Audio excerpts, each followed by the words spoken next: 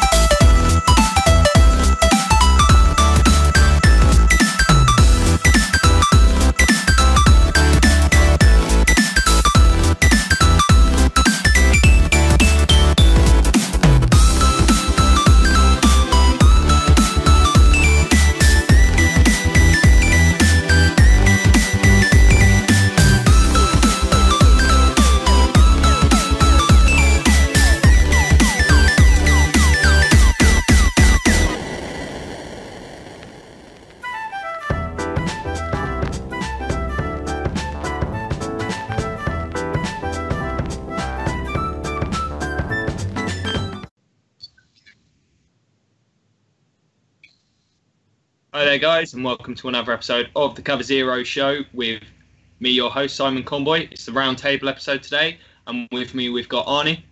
Hi, guys. And Dan. Hello there. So, not a huge amount of injuries this week, so we're going to replace this segment with, I think we can all agree on this one, pretty convincingly, the most interesting trade deadline day we've seen in the NFL. Oh, yeah, there was a lot going on this week. Well, Yeah, that's how as well.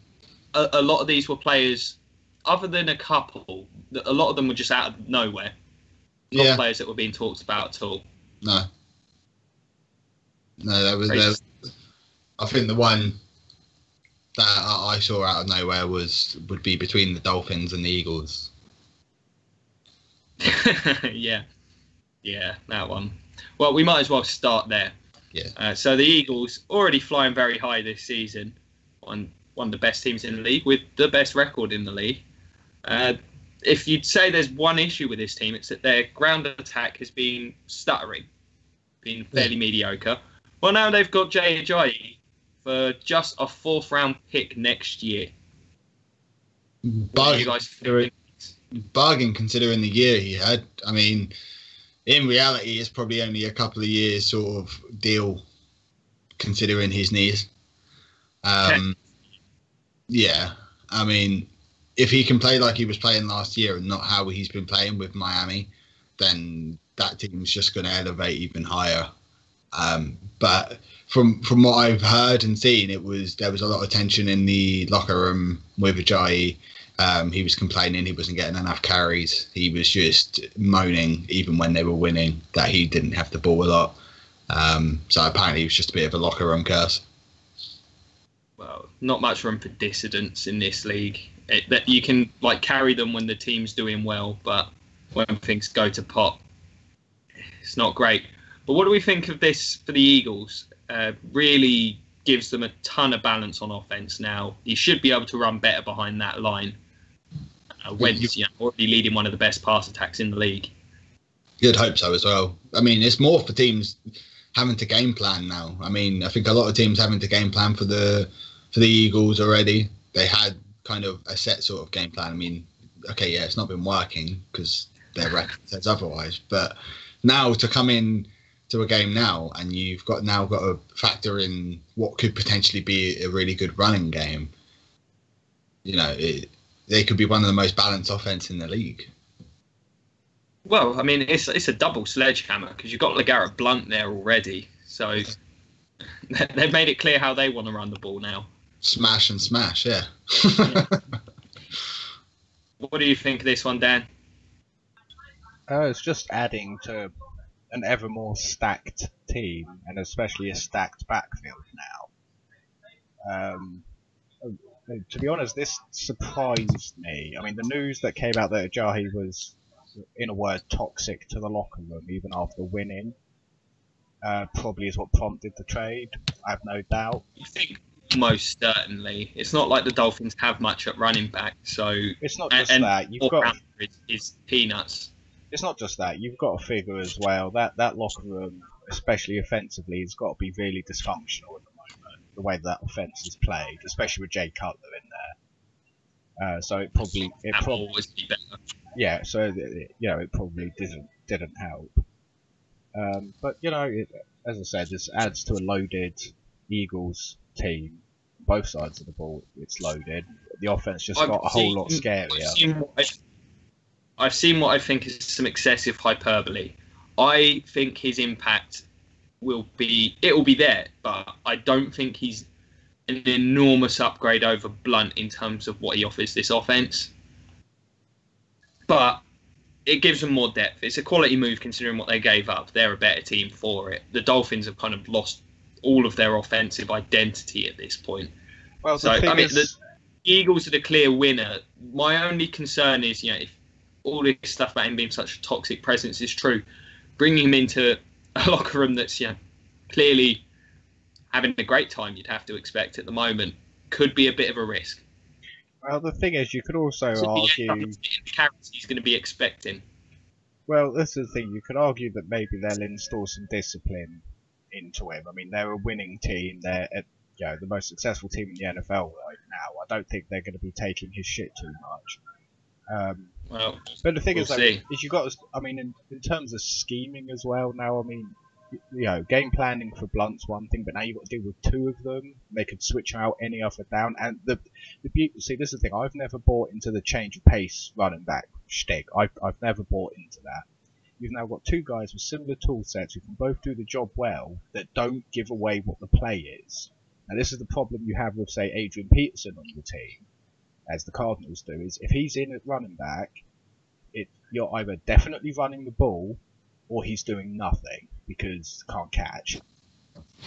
But you've now got two similar guys. You can keep the fresh legs churning. Similar running styles, all of that. So it's harder for them for the defense to pick up their passing or they're running. It could, gives a better dimension to the offensive I don't know. scheme. I still think neither one of these guys is great in the receiving game. It's just, I think it gives them a bit more balance, and it's definitely good insurance. If one of the guys goes down, it doesn't change things too much. I think people are overreacting a little to this one, but definitely makes the Eagles a better team. They've just got to hope it doesn't come back to bite him if he is the dissident that we've heard. Well, I mean, let's be honest here. I think, the Dolphins are sitting on an okay record at the moment, but not enough to get to the playoffs. I would argue they're mortgaging for the future now. The problem, I think, with the Dolphins, it's a case of when you look at how this team's playing, regardless of the record, they don't look like a playoff team by any stretch of the imagination. So, maybe it's a really good running back class again next year. I think they're just thinking, we'll get what we can for him now. And, it feels a bit like a punt on the year. But to be honest, can you blame the Dolphins at this point? Even if that team does get the playoffs, somehow they're just getting bumped in the wild card round. Again. Yeah. So we'll move on to another one that we all agree Eagles won that trade. Oh, yeah. For me, I think this is possibly the most significant. The Bills acquiring Kelvin Benjamin for a 3rd and a 7th round pick. This made no sense. No, not. Well, to me, I was saying, speaking about this earlier with Quinns, they got rid of a guy with Sammy Watkins. Yeah. And then got pretty much the same sort of build and same sort of type of player in Kelvin Benjamin. Benjamin's a different player. Watkins is small, speedy. Benjamin's big. Benjamin fits what this team wants to be much better. He's a big, physical dude. I don't know if they'll necessarily like the weight issues. I think that's always been hanging over his head in Carolina because those problems have been there consistently, which is why there's been trade rumours before. For the Bills, this makes all the sense in the world to me. That's what they're missing, particularly with Charles Clay out at the moment. Yeah. But I mean, is them getting, what I more mean is them getting rid of Sammy Watkins and now bringing in Kelvin Benjamin, is it kind of a way of them saying, okay, we're kind of relevant, this is what we need to go further? Or was that just a way of transitioning out a guy that fit this scheme? I certainly think part of it is a function of the fact the team is doing well and looks like a legitimate contender for the playoffs this year.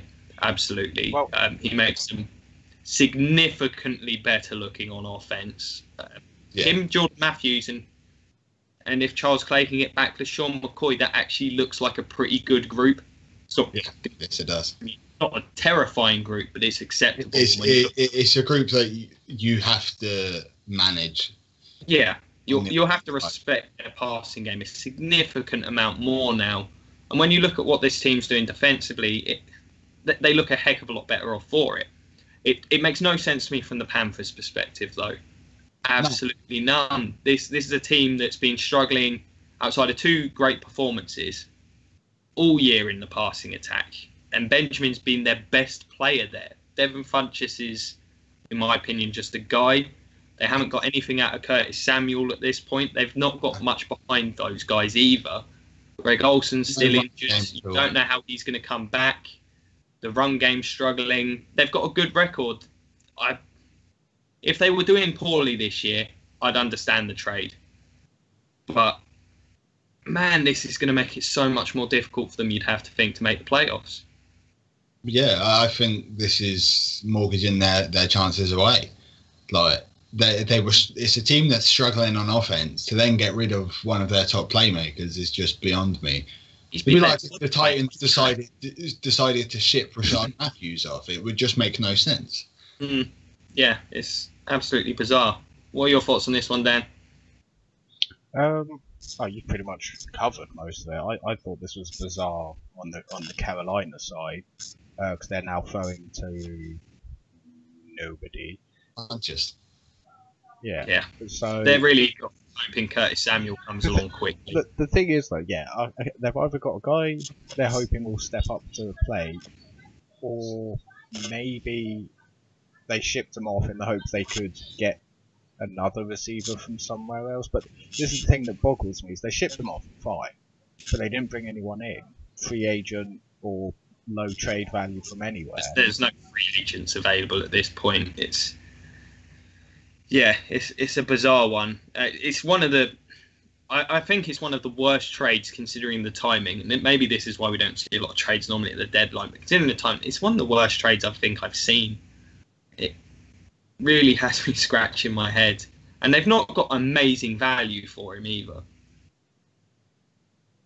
No. Well, 3rd and 7th, pretty good value. I mean, he's not a trailblazer. I mean, that seems like a pretty fair price. Maybe. And considering they were probably going to consider jettisoning him, but it's good to get something. For the rest of this season, I think it's real rough on them. Which of these trades do we think is bigger? The Niners one or the Seahawks one? We'll discuss what one we think is bigger next. What, out of the Seahawks and the Niners one? Yeah. I'd say the Seahawks one. Yeah, I think so. Yeah, the Niners one's not exactly a big story. The Seahawks one's makes the grand scheme of things, but for this year, not really. Yeah, the Seahawks. So, I think the Seahawks gave up a lot here. I didn't actually hear what they gave up. So they gave up a 5th rounder and a 3rd rounder for next year's draft, and a 2nd rounder the year after. Okay, yeah, that's quite a lot. But they were really struggling. Yeah. A hell need, and it was a need probably, well, you'd assume, well fitted. I think this trade makes sense for both teams. Do you want to define the trade for people who may not know what you're talking about? What? The trade? Yeah, who did they trade for? The Texans. Oh yeah, Dwayne Brown, the left tackle, of course, 2-time Pro Bowler. Or was he a 3-time Pro Bowler? I don't know. Can't remember off the top of my head. He's made a couple of Pro Bowls at least. But I think this trade makes a lot of sense. So Brown, he held out. He's had injury issues over the last few years as he's getting older. He's 32 now. After the comments made by the owner at the weekend, apparently he took them really badly. And I think they've managed to get great value for him. It makes sense from the Seahawks' perspective for me. Whilst I feel they've given up a lot, they're a team that is ready to make a run now. This team's probably got 1 or 2 more years, or this season and next season, in my opinion, where they can keep that core group together that's been so good for the last 3 or 4 years. I think maybe next year will probably be the final kind of hurrah, because I don't know how long they can keep them guys together defensively. They're starting to get older, all that stick. So this gives them a chance, because we've discussed it multiple times on this show. That O-line is awful. Oh, yeah. Awful. I mean, I think the thing they always had going for them was the escapability with Russell Wilson. And that. I mean, Russell Wilson is quietly having himself a little MVP year with how he has performed behind a garbage O-line. Yeah. It took him a few weeks to adjust to it, but the last few weeks he's really managed to make it work. He's still running around like headless chicken, running for his life on most plays, but he's putting up like 400 odd yards, 4 touchdowns every game now. So yeah, he's playing great right now. And as for the Texans, I don't think they're a huge threat this year. They needed to recoup picks as well, to bear in mind how much they gave up to go get Deshaun Watson, which they're feeling great about right now, I'm sure. It hurts them for the short term, but Brown didn't feel like he was long for this roster. So I think that they nailed this trade. And they were performing fine without him. Yeah. And for the Seahawks, it will just be a case of how quickly he can fit in. Yeah. Any thoughts on this one, Dan? I was just attempting to slapdash together a competent O-line, which Seattle sorely need, to be honest with you. Whether or not this makes a whole lot of difference is we'll see. Oh, it will. We'll see down the line. Riso and Dimbo Yeah. Reese Owodimba, I think, has been left tackle. He's been atrocious. Yeah, although I will add though, actually, is considering the whole thing with the Texans this week, I am surprised he's the only one. I'll say that much.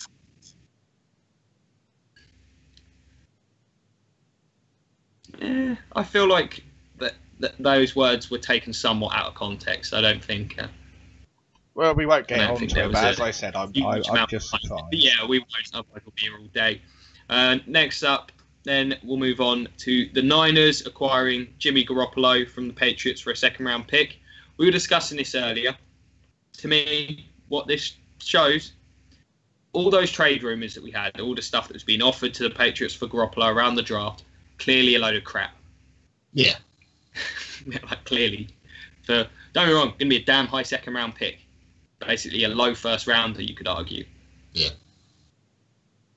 But, man, this makes a lot of sense for the Niners.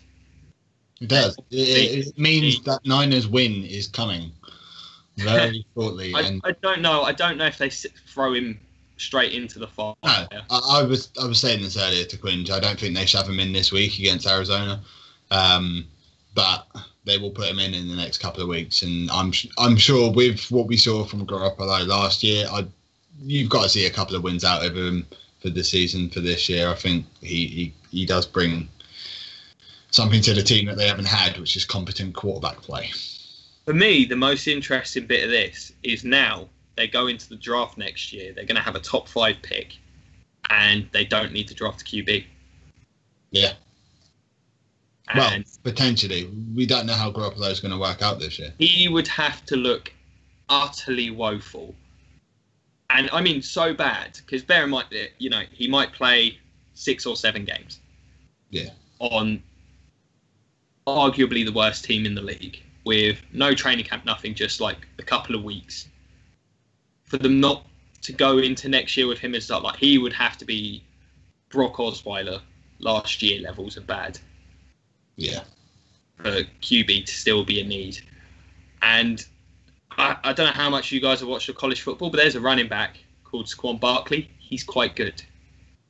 And he reeks of Kyle Shanahan. So that could be a heck of a backfield. Yeah. Just saying.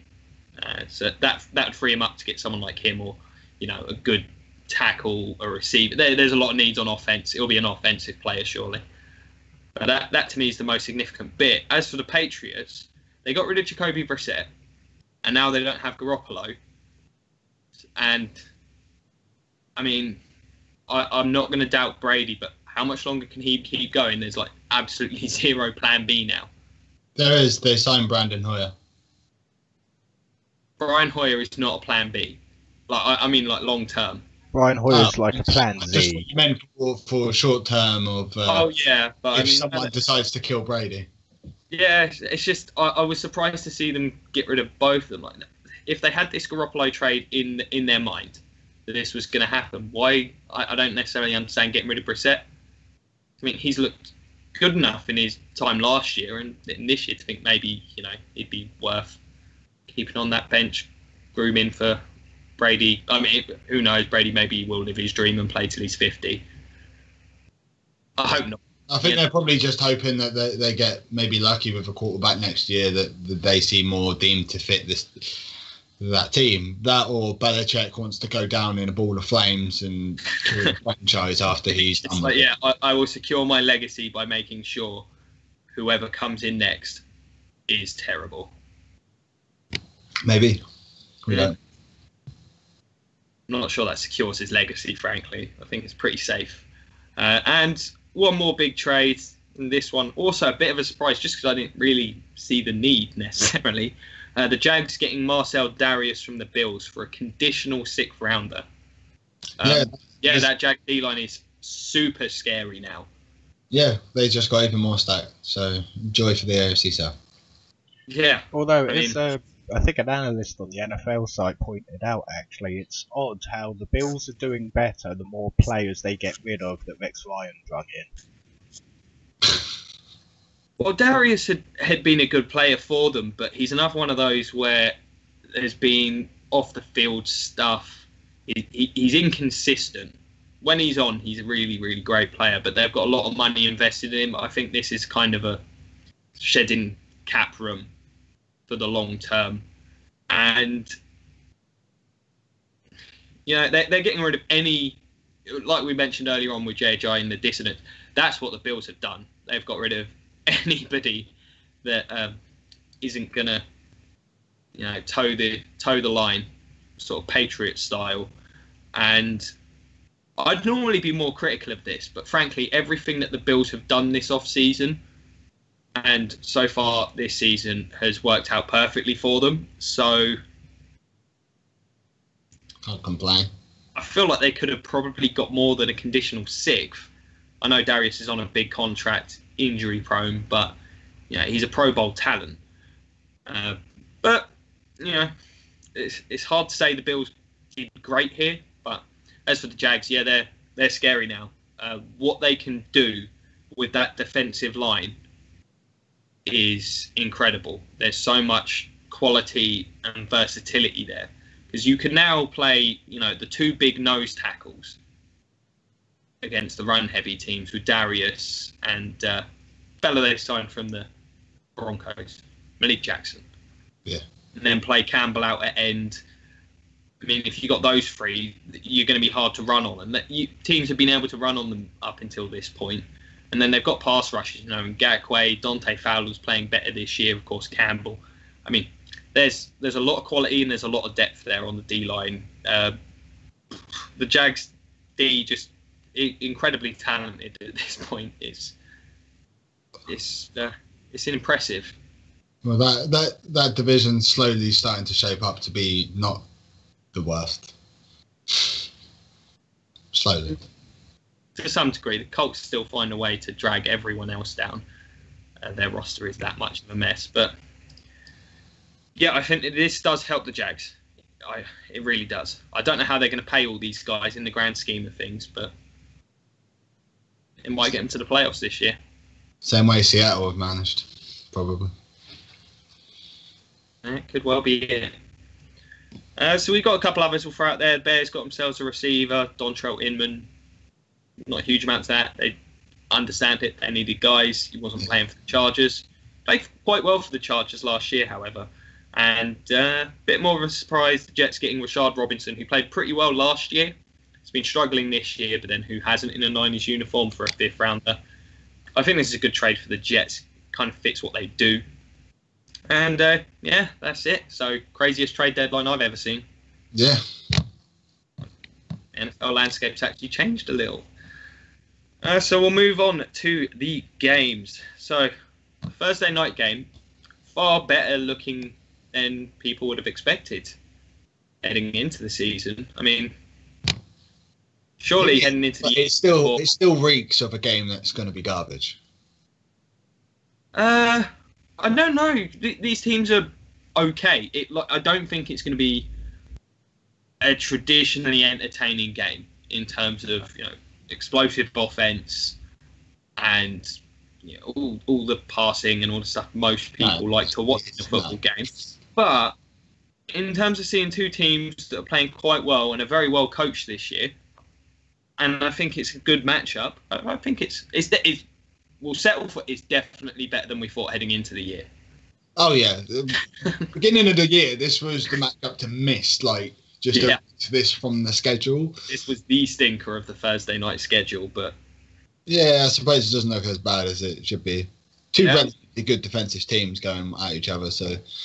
Well, I mean, the Bills. You know, the thing for me that kind of sold me on the Bills as a real threat to teams now is how they've got this run game going the last couple of weeks. Yeah, they've really got McCoy going. I mean, we had, 150 and 2 TDs last week? Yeah. Bunch of receiving yards. Yeah, he was dominant. This defense just continues to just get turnovers at an absurd rate. Yeah, I mean, their turnover differential was in obviously the plus, but quite heavily in the plus. Yeah, and this is the definition of a team that is hard to beat. They give up yards, they play bend but don't break, but they make big plays defensively.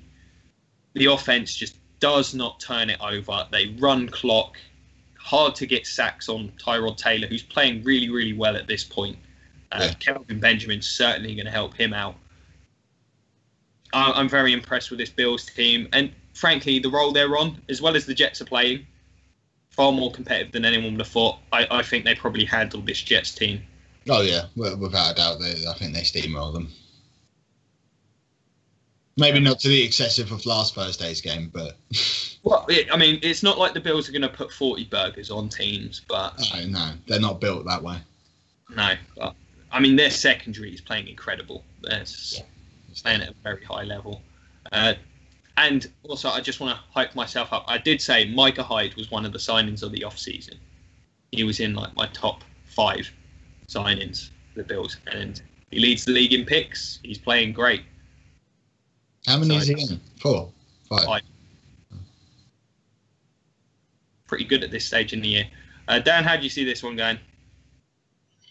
I've got the Bills taking this. Well, I've got in the chat someone saying Bills have gone from the worst receiving core in the AFC to the best in the AFC East. And to be honest, I can't disagree with that. Nah, the Patriots receiving core. Come on. I know they've got injuries in New England, but Gronkowski and Cooks. Yeah, losing. It's improved massively, but I can't say it's better than the Patriots group. Yeah, I suppose. But no, I've got the Bills taking this. And last I checked, the Jets dropped their last 3 games.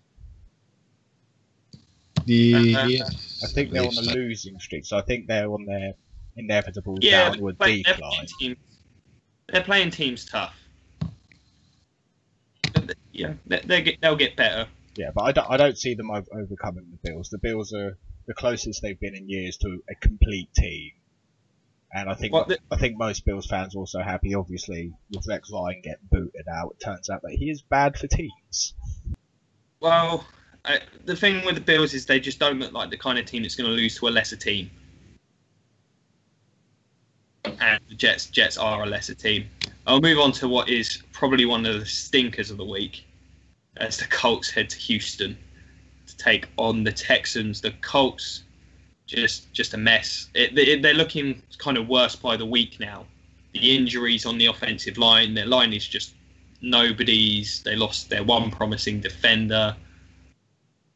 It's looking bad for the Colts. The way the Texans are on the roll right now, you've got to see them carrying on. You've got to expect DeAndre Hopkins and Will Fuller to carry on with their big years. That offense right now is scary. Yeah, it's scary. A really weird offense because it's all deep balls. Yeah, it is. It's like an old school run and gun offense. Yeah. And the thing is, the running game hasn't exactly been terrible either. No, Lamar Miller's benefiting from having Deshaun Watson in the backfield massively. Yeah. Watson's making good decisions with his legs. You'll still get a few bad throws from him every game. We saw that against Seattle, and Seattle did punish him for it, as we said they would. Well, yeah. Thomas and Richard Sherman, they'll do it.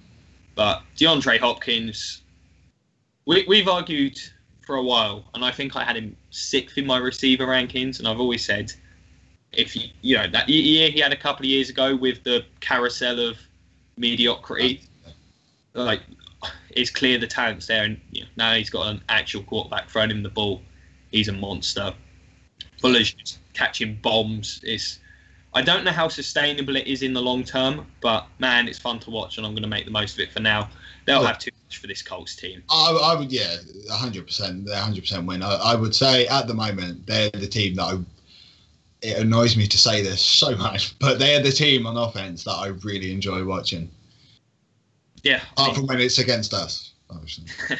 Because, we saw that obviously lit a fire under them, and they've carried on doing that ever since. Yeah, Texans in a likely blowout for me. Yeah.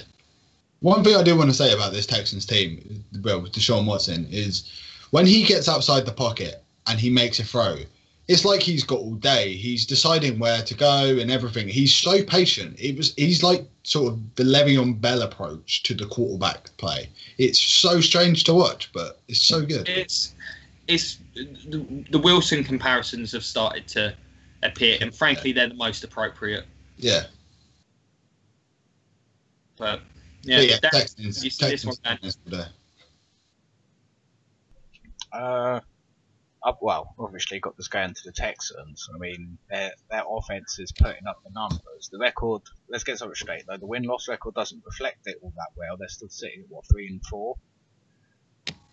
But they've got the numbers there, and there's no way they can drop this to the Colts. But one thing I will say, there's something I discussed this earlier with Arnie. One of the issues I've got with this Texans team is it's all impressive to watch. Deep throw ball. The stuff that Bruce Arians wishes he was doing in Arizona right now. But there's something about that offense. I don't know what it is. There's something about it that I'm just like, there's some weakness here that no one's found yet. I don't know if it's the O-line. The O-line's been poor all year. It's just, I don't think it's at some point, more of those plays that are going their way are gonna not, and I think teams will find there's little nuances to what most quarterbacks like to do in the pocket, how they like to escape, what sort of throws they like to look for, and I think teams will just figure that out in time, and it'll be down to how Watson adjusts to it. But for now, I'm just going to make the most of it. I think defensively the Texans are limited, unfortunately, with those injuries. I think that's going to hold them back come the end of the year. But they're starting to look weak in that area. Yeah, but I'm going to make the most of it. They're fun right now. Yeah. Next up, we got the Bengals heading to Jacksonville to take on the Jags. This could be a better game than I think most would think. Defensively, yeah. Mid teams, but defensively, they're both playing really well right now. Oh, yeah. I mean, for me in this game, I think I don't see Fournette having a massive game because I think the Bengals have done a fairly good job against the run this year. Yeah, they've been solid all round on that side of the ball. It comes down to what quarterback's going to make the most mistakes. Yeah, defense is going to punish the quarterback more than likely. But I think Jags defense has a nice big game. But I think the Bengals take this one. My worry is seeing that Bengals offense sort of meander its way through that Colts game.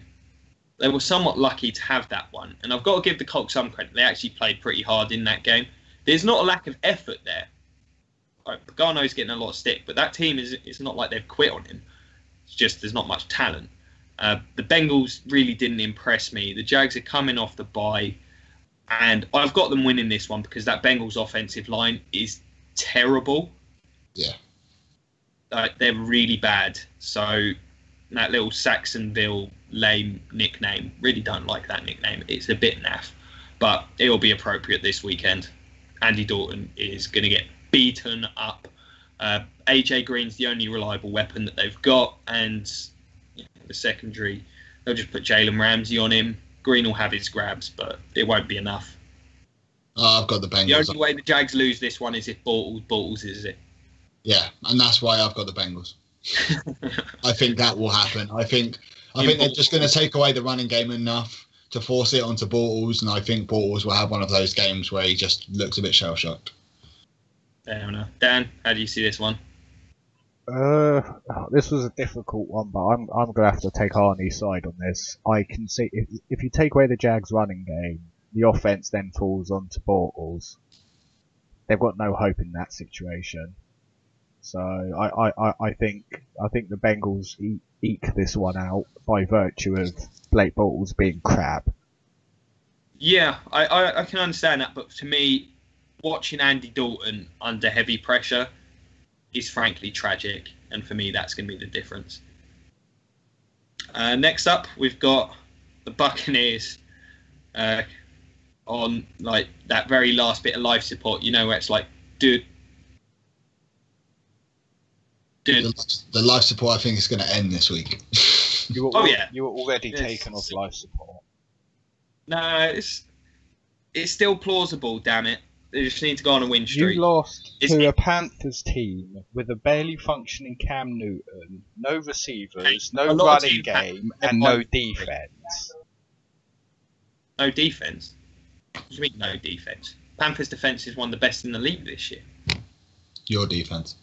Oh, our defense played well. Against a struggling offense.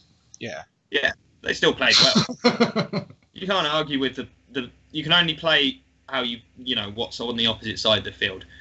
Much improved from the Buccaneers. The key thing was that they didn't make actually mistakes defensively. They were disciplined. That was the difference this week. Actually, looked like an NFL defense. Wait, and hold on. And this week, if I flip a coin, will they be disciplined this week? Coin says no. Well, they're going to have to be. It's always tough in New Orleans, especially against this offense.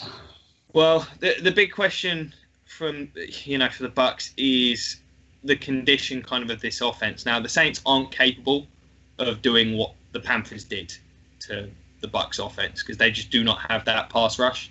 The Panthers are one of the best pass rush teams in the league right now. So the Bucs have had a lot of success passing the ball. I think they'll be able to get points. It'll be down to the Saints' run game is looking really good at the minute. Oddly, this is like the least Sean Payton Saints team I've ever seen. Yeah, I mean, they came into the year wanting to run the football and they've managed to start getting it going. I mean, for me, this Bucs defense against offenses like this and high-octane offenses, they're struggling. I mean, they're 29th in the league, statistically really speaking. Obviously, stats don't necessarily mean how teams are playing, but you just got to watch the Bucs suck on third down. Yes, I mean, we were speaking about it earlier. Penalties and third downs have been the killers for the Bucs all year. It's 50-50 on third down with that Bucs defense, and that's not where you want to be at. No. And the Saints defense, I just see the Saints punishing this defense. The Saints defense has improved massively. The offense has utterly reformed. It's a totally different group. There's not a huge amount of speed to the team, which there's always been, for years. But they're losing Brandon Cooks is going to happen. Well, they got Ted Ginn, but he's not the same at all. But the Saints, they're looking pretty tough to beat right now. I'm picking the Bucs because I have to, but I'm not confident. Well, I've got the Saints winning this one, and my defensive rookie of the year, I think, in Marshawn Lattimore.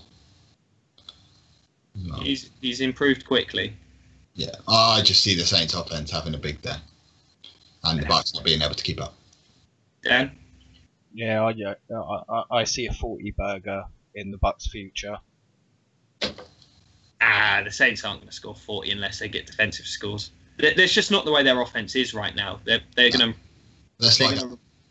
to run the ball at teams. That's just how they are. It's just crazy. It's like Sean Payton's worst nightmare, but it's working. So maybe he had it wrong for all these years. Next up, we've got, let's face it, it's been a role reversal. The Rams heading to New York to take on the Giants. See, 6 months ago, the team I thought would win this game is not the team I'm about to pick. Yeah, we're talking like before. I mean, even after week 1 or 2, you'd have still assumed that the Giants would win this game. But, the Rams... No. If that high-powered offense can continue into this game, Rams win this game, simple. The Giants have so much going on in that locker room right now. Yes. It's messy. They've got, nothing on offense. Yeah. I mean, we'll keep this one nice and short. Both of these teams coming off a bye, aren't they, as well? So... Yeah. Both teams coming off a bye. Yeah. I mean, they might get Sterling Shepard back this week. Yeah, no, the Rams will win this one. The Rams will win this one. I think we're all on the Rams train here. Yeah. We all know my opinion on the Rams. I love them. That's because we're the Sean McVay fan club right here. Yeah. Very big fan club right now. The question is, actually, I will throw this out there now. If the season were to end tomorrow, does Sean McDermott or Sean McVay get Coach of the Year? McVay. Sean McVay. I'd go McDermott. I think what the Bills have done is more impressive. To term what Jared Goff was, so I'd have to go with that. I feel like the Bills have done more with less. There's a lot of talent on the suppose there's an argument for both there. There is. It's why I threw the question out there. Next up, we got a big divisional matchup, actually, in the NFC South.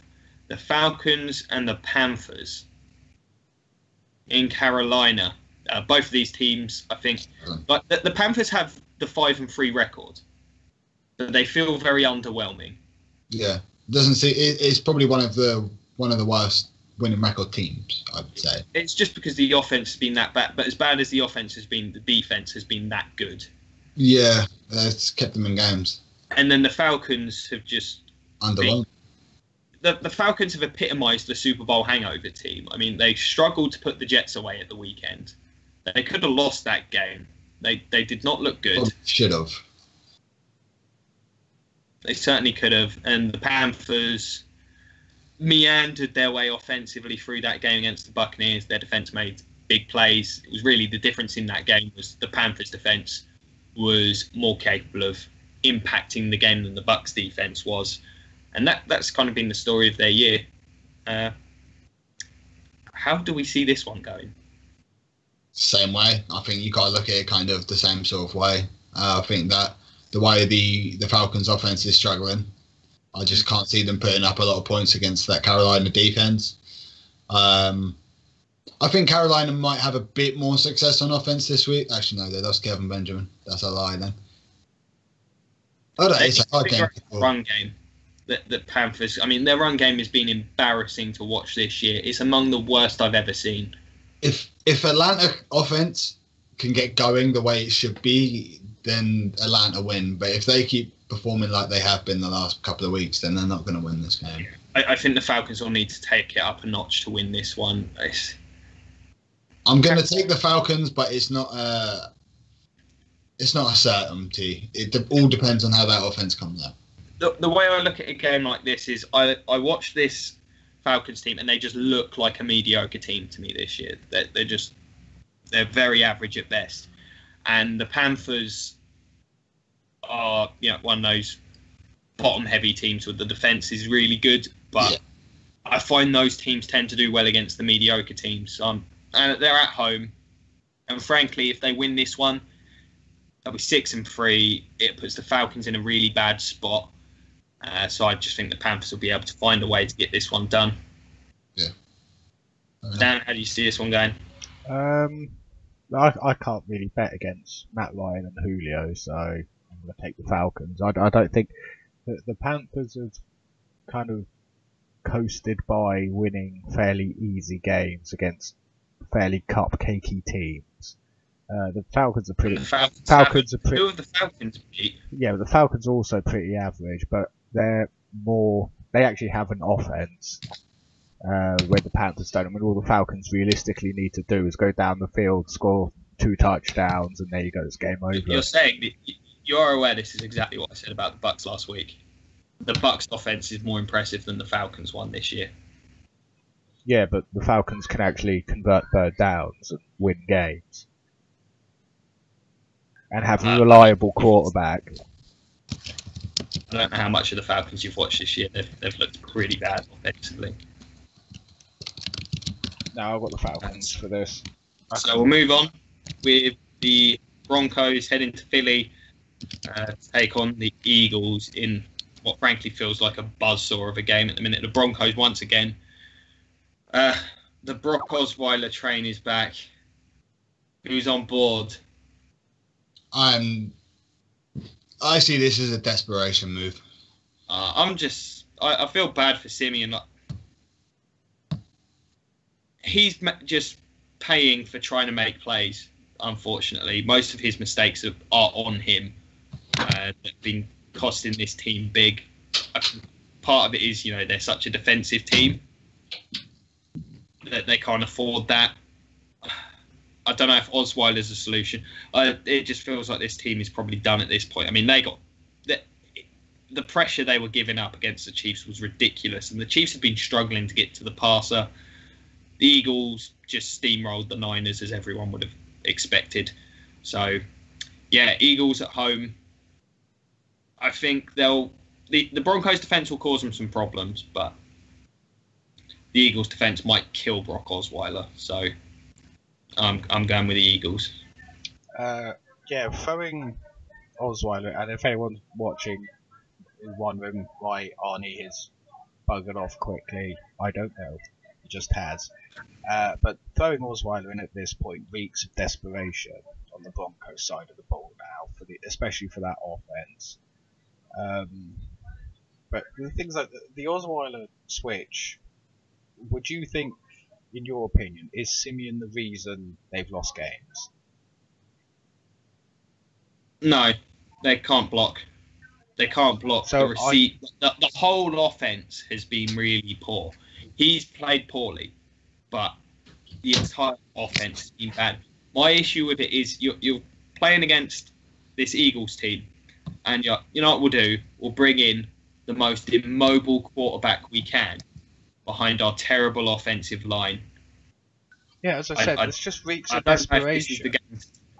I don't know if the head coach has just got. The season's on life support. I don't think Brock Osweiler's the guy to take it. I don't understand this mentality. But this is the same problem a couple of teams in this league have of not understanding that, guys. It's not the quarterback that's losing you the games. It's your terrible O-line. But no, switching to Osweiler is just going to tank the season even more. The end of. Yeah, he'll go into this game. I've got the Eagles all day in this game. Bad offensive line play. Defense, 1 week can stop the run, next week it can't. 1 week it can stop the pass, next week it can't. Very inconsistent defensive play this year. And offensively, they've got nothing going. So the Eagles take this one easily. Yeah. Dan, you can finish your point. Sorry for that. No, as I was saying, this is just running into a buzzsaw. They think Simeon was bad. Osweiler's going to run in, throw 3 pick sixes, and they'll be like, "Why the hell did we do that? Because you're stupid." I never thought we'd see Brock Osweiler again. I really did. Honestly, I forgot he was in the league.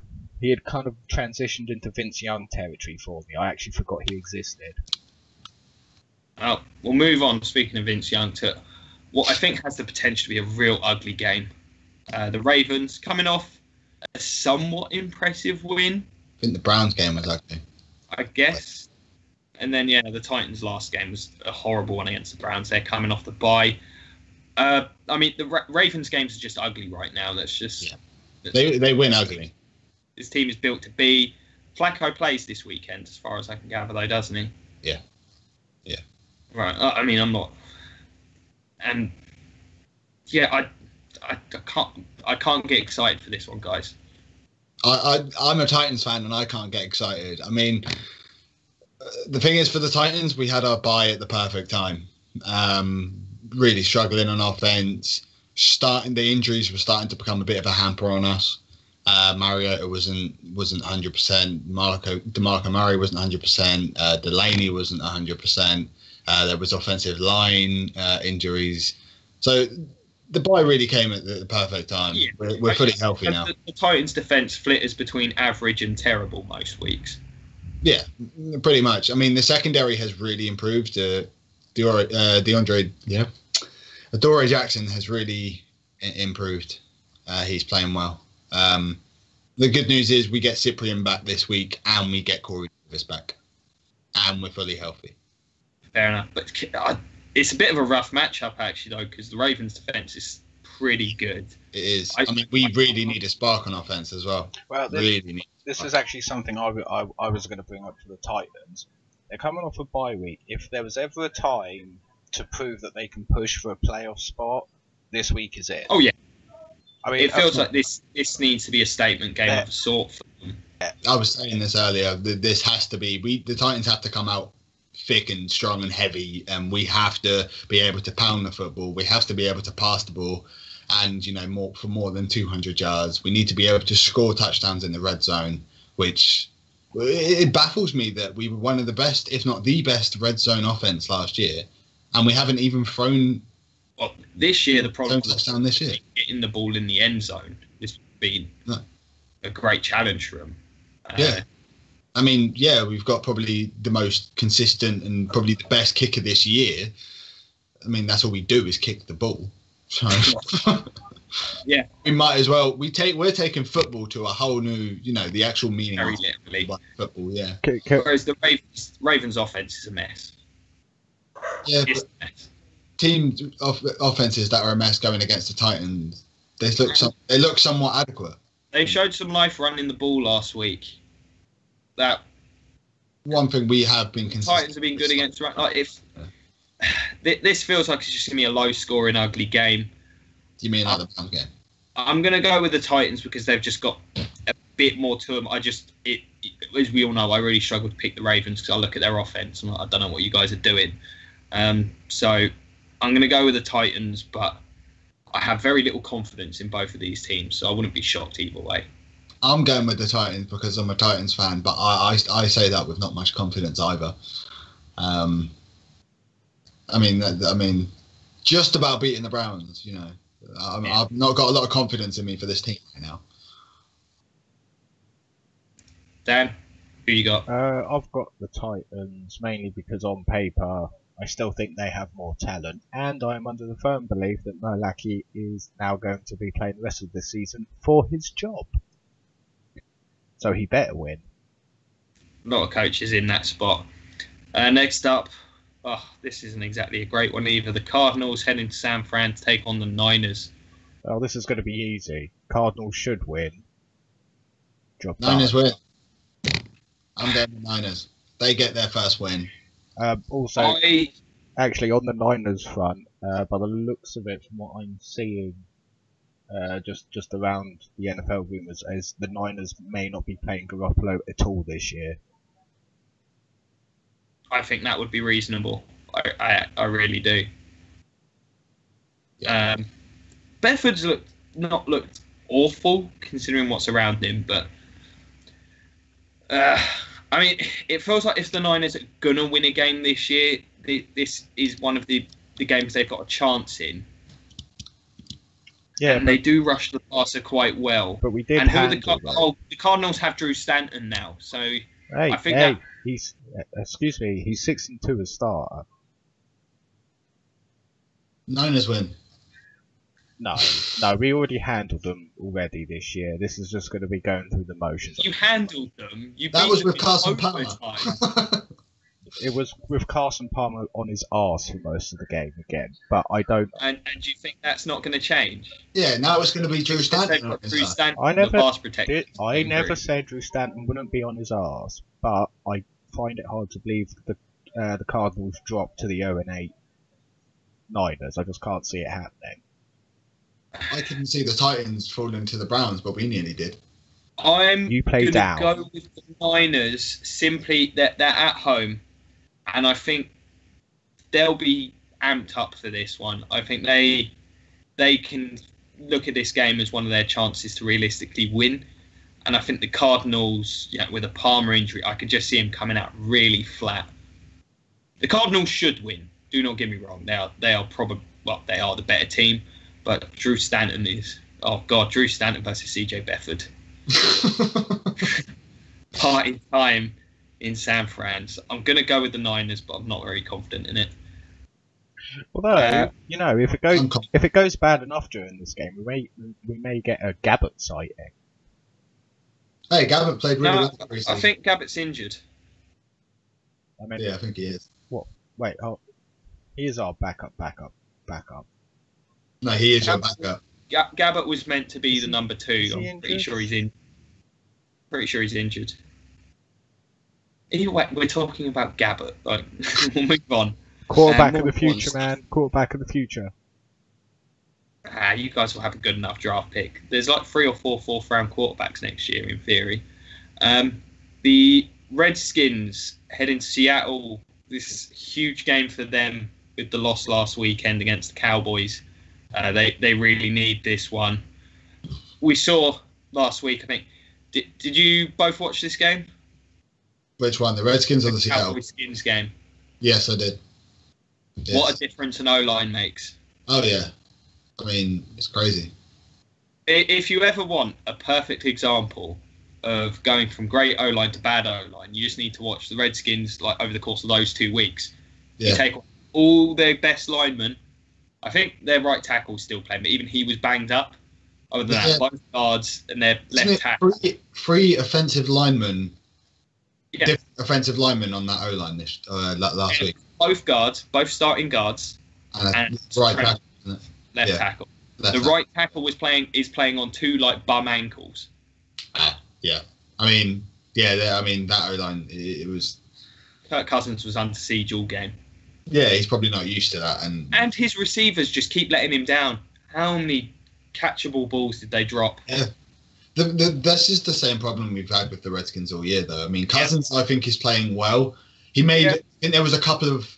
He made an interception that got called back, and it was a boo-boo throw. And then the next play, he makes the same throw. That one confused me a bit. But you always get that from Cousins. He will make the boo-boo. He will. But I think Seattle managed to find a bit of a pass rush last week against Houston. Yeah, and with the state of the Redskins line. And Seattle have really struggled with the sacks this year. I don't see them struggling this week. I think the state of the O-line, I think they're going to have quite a nice day. I see another monster game for Russell Wilson coming up. He will be under siege again. The defense has played really well this year. Yeah. I don't think Wilson goes nuts on them, but... Not a massive game. If the Redskins were healthy on the line, I would really fancy the Redskins to pull the upset here. But with those injuries, against that defense, I just can't see it. It's too hot right now. Yeah, Seahawks feel like they're starting to get going. They usually do. Like last few years, they've started the season pretty slow. This one's a real good game. The Chiefs head into Dallas to take on the Cowboys. Yeah. Chiefs looked good again, back on track. Yeah, but I wouldn't say necessarily completely back on track. I think they slightly struggled a little bit in parts in that game. The run game was... It took them a while to pull away in that game. Yeah, the run game never felt in doubt to me. It always felt like they were going to make a big play at some point and win the game. Yeah. Defensively, probably the best front hand, and what their secondary starting to struggle a bit, which concerns me. Yes, it is. But I mean, you got to figure this week the Cowboys are going to be heavily on the pass with Ezekiel Elliott suspended now. He's filed an appeal. I don't know if he's necessarily going to be suspended for this one. I heard he's ruled out. I don't know where I saw that. I saw he was ruled out. Yeah, I saw this earlier on today. It was only a few hours ago. I don't even know. If Zeke plays, it changes the whole complexion. Without him, I think the Chiefs win comfortably. With him, I can see the Cowboys winning this game. I really can.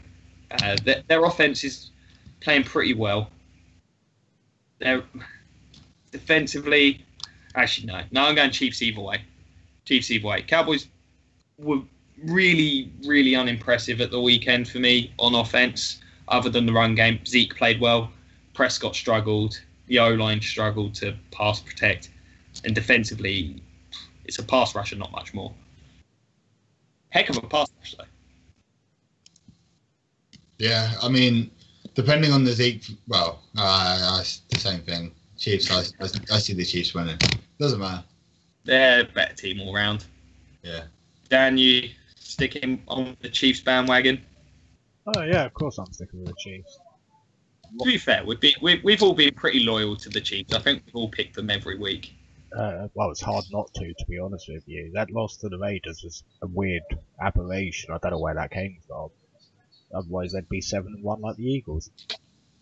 Well, speaking of the Raiders, Sunday night, this looks so bad. They get to go play the Dolphins in one of the matchups between two of the most disappointed fan bases in the league right now. The Raiders should blow them out of the water, but... They should, but they've been so bad. Yeah. As I said, they're the AFC's version of the Buccaneers, where one side of the ball... Not a lot of promise, not a lot of action. Yeah. The defence is poor. They can rush the passer, but they can't really do much else. And the offence, I mean, their offense is just so inconsistent. Yeah. Had a couple of really nice games, and when they're bad, they're really bad. And Marshawn Lynch has accomplished absolutely nothing. Well, the offensive line has not lived up to expectations after their performance last year. I think that's the primary issue with this offense.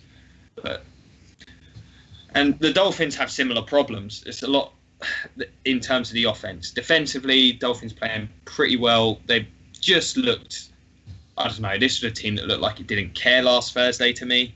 It was really concerning what I saw from them. Yeah. But the offense, they're bad. There's a legitimate argument to be made that this Dolphins offense is the worst in football. I would think so. I mean, the most entertaining part of that game is when the little cat ran on the field. And that cat got more yards than that Dolphins offense. That was some great commentary by Romo on that cat. It was. That was the best play of the game, that. Yeah, I mean, if they traded away Ajayi, I don't know what their identity is. I think no matter what Raiders team comes out this weekend, whether it's the bad one we've seen or the good one we've seen, I think they win anyway. I think this might be a good game to try and get that offense rolling. I think after the Ajayi trade, I think this team's going to give up. I don't know. If Ajayi was that much of a pain, it might actually be a good thing for them. But I'm going to go with the Dolphins. I feel like the air of disappointment around Oakland is just tangible right now. And the Dolphins, whilst they've been thoroughly unimpressive, they're still kind of in it. Yeah. And I think they'll find a way to get the win here. I think Derek Carr's been turning the ball over quite a lot this year. Yeah. And I think the Dolphins will find a way to win this one. And in the way they've won most of their games this year, they'll underwhelm everyone to death. Yeah. Dan, how do you see this one? I think all Dolphins fans are counting down the days until Tannehill returns. It's a crazy world we live in. Yeah, this is just too... Who'd have thought at the start of the season we'd be seeing Brock Osweiler again and people would be clamouring for Ryan Tannehill?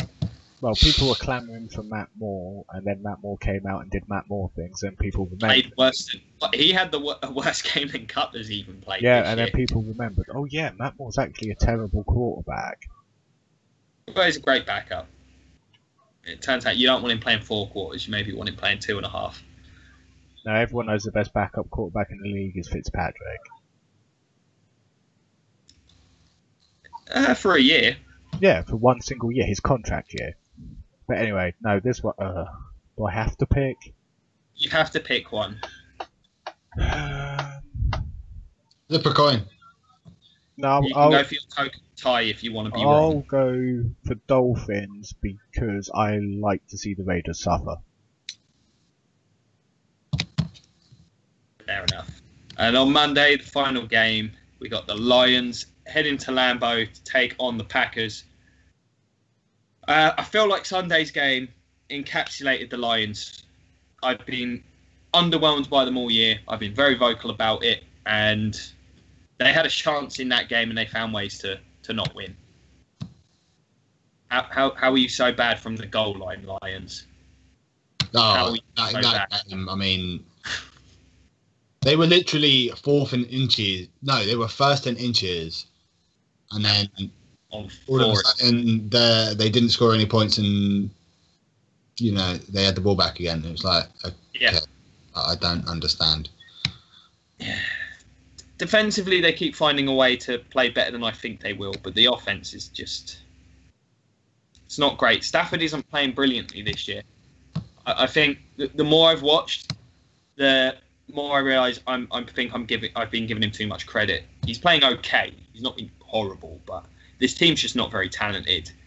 And I think the Packers defensively have been a lot better than I thought this year. And I think they'll find a way. I think their run game isn't bad. They'll probably be looking a bit healthier. I don't know. Hundley makes it difficult because we don't know who he is. No. As an NFL player. But I just feel like the Packers will win this one. They've still got a shot. they can kill the Lions off with a win here, and I think they will at home. Yeah, I think the Lions are going to take this one. I don't know enough of Brett Huntley to be able to take the Packers. Yeah. Dan, how about you? I'm going to go with the Packers because it's at Lambeau. Even without Aaron Rodgers, and as you said, the Lions have been one of the more disappointing teams. They've not been. They've been who I thought they were. They've been meh. I thought they'd be better than they have been, but again, the Lions don't tend to travel well, and it's still the Packers at home, regardless of the quarterback. Fair enough. On the bye this week, we've got the Bears. I think I've been really impressed with the Bears generally. This team is playing hard. I think John Fox is coaching them really well. Defensively, they're really getting there. I think if they can find some pieces in that secondary, they'll be really good. Offense, they just got to find pieces, get Trubisky a bit more experience. But I like what they're doing. Yeah. They're not making him throw the ball as much to try and, get him the experience. It's either that or it's just John Fox living his dream. He'd run the ball 70 times a game if he could. The Browns, I mean, we didn't talk about this in the trade section, but it's the most Browns thing in the world. Missing the trade deadline. I think it could be a blessing in disguise. I'm not that impressed with McCarron. No. And I don't think they should hitch the wagon to him. But it's just... I'm sorry, but all it does is... It's just enough way for the Browns to be the Browns. Yeah, but all it ever does is just get... If they did sign him, you're just adding another to the carousel. There's something wrong. There's something wrong with that front office in Cleveland. Well, the thing is, they've got... This year, they've got to go get the QB. They absolutely have to. They've got all the picks. They've got all the young talent on the team that's drafted. They're absurdly young. There comes a point where you've just got to go do it. They're going to have a nice high draft pick. It's not like they're even going to have to trade their abundance of draft picks to do so. So that's got to happen. Getting McCarron, I honestly think it's a good thing for them that they didn't, but it does make them even more of a laughing stock, which was hard to imagine. It's the most Browns thing in the world. Well, when the fact that they gave them the night before off, and they forgot it was the trade deadline. They gave the coaching staff and all the scouting staff the day off and then they said they forgot it was the trade deadline. Way to Browns. Yeah. The Chargers, the Patriots really halted their plans on the dumbest play of the year. Dumbest play of the year. Really changed the momentum in that game.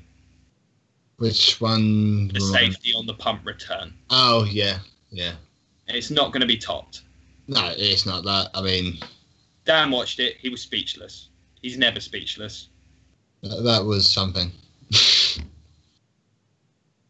The best thing on that is if you watch Pat McAfee this year, because he's injured, he is doing... He's retired.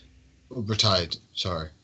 He is doing videos describing certain punts or plays, if they're good or not. And I watched a video of him describing that punt, and it was the best thing I've ever seen. It's been my highlight every week is Pat McAfee describing people's punts.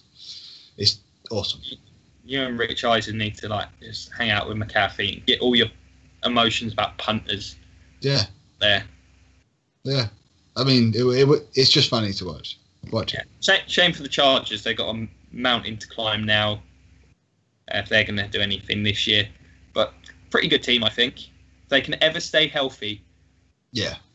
If they ever stay healthy. They were playing well until then. Yeah. The Vikings.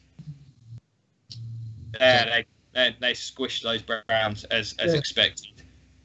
They made it look like a bit of a struggling. Bridgewater back soon. Yeah.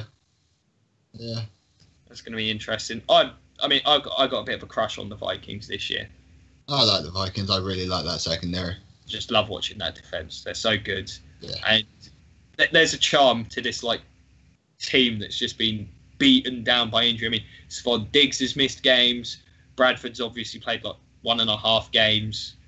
Teddy Bridgewater, obviously Dalvin Cook injury. Like, they don't need offensive players. They'll just throw more random dudes, and the defense will win them games. I mean, credit to Case Keenum. He's been playing pretty well. He is what he is. Like, yeah. We've got the Patriots. They just continue being the Patriots. It's weird. This team's changed all of a sudden. They're back to last year's dinky dunk Patriots because they can play defense now. So Brady doesn't have to throw the ball deep, so he's not. Well, yeah, I think they kind of just simplified things and went. I think they tried to change the playbook with the guys that they got in the off season, and I just think it was a bad idea doing that. Yeah, they stuck to what they know. I still think this Patriots team is really flawed when it comes playoff time, but Tom Brady's Tom Brady. The Steelers, they got on a roll. They got on a bit of a roll. Juju Smith-Schuster looking like a great option. I feel like they probably should have just got rid of Martavis Bryant. I think they've got the receiving options there. Martavis Bryant, I don't think is going to see many targets anymore with Juju playing the way he is. Not the with celebrations by the Steelers are just the best. Yeah, I know. I know. The bench press and they're on Juju another picking level. up his bike is this the best. Yeah, this team is on another level with its celebrations. So it's all good stuff. And they're going to win that division comfortably. There's like no threat to them. No, not at all. Which we expected heading into the season. But yeah, I feel like the Steelers are starting to get on a bit of a roll now. Yeah, annoyingly coming up to the Tennessee game. So there we have it. Anything anyone else wants to throw out there before we wrap this thing? So we can wrap this thing up. I just want the Titans to actually get an offense this week, please. I want to see, because I was thinking about this today. Like in the last this Bucks 4-game losing skid, they've had 2 good offensive performances with 2 terrible defensive performances, and then the other 2 games were the opposite way round. Like, can they just play? Like, I don't even necessarily want an exception. Can they just play a reasonable game on both sides of the ball? And can we score a touchdown on our first drive? Yeah. Oh, don't talk to me about that. We are now 14 games in a row without doing that. 14. I just want to see us play a game where we have a lead early rather than just playing a whole game from behind. I'd like to have a big lead into the half instead of having a 3-point lead. Yeah, even like last year when we were winning games, it was still. Apart from the fact we're winning games, like we're in the same boat. Yeah, it's infuriating. So yeah, we'll end it on that. God, that is so frustrating. Thank you so much for watching, guys. It's been a pleasure as always. I really do appreciate it here at Cover Zero. If you've enjoyed this, check out more of the show. Always got more stuff going up, reviews, previews. Next week, we're going to have the mid-season spectacular. So that's going to be good. It was going to be this week, but next week makes way more sense because week 9 is the midpoint. So that'll be good. Another one of these as well. So check everything out. Like, share, subscribe, check out the Patreon, all that good stuff. Do you guys want to say bye? See you later, guys. See you later. Have a good one, guys. And go Bucks.